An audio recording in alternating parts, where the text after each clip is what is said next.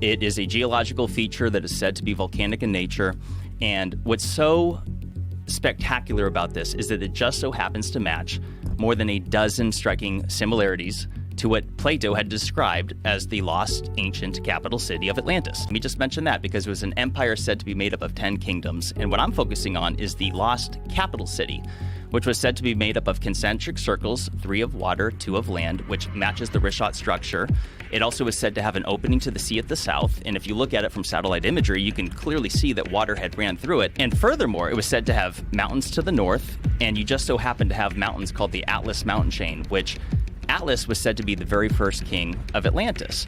And what's interesting is that the very first known king of Mauritania, which is where the Richat structure is located, is also, their very first known king was also named Atlas. And though I'm not saying that that's the same individual, but what we do today is we pass down names, right? Like people like, oh, my dad's name's John, and so is my son.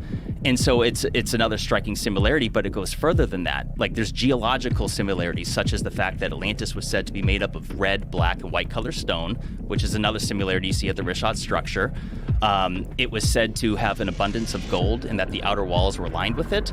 And it turns out that Mauritania is loaded with gold, and not only that, the richest person ever known to exist in all of mankind is Mansa Musa of the Mali Empire, which consisted partly of modern-day Mauritania. And he was so rich from gold that he would be richer than Elon Musk and like Bezos combined almost. Like many unfathomable amount of billions of dollars. So that's another similarity. What year was it?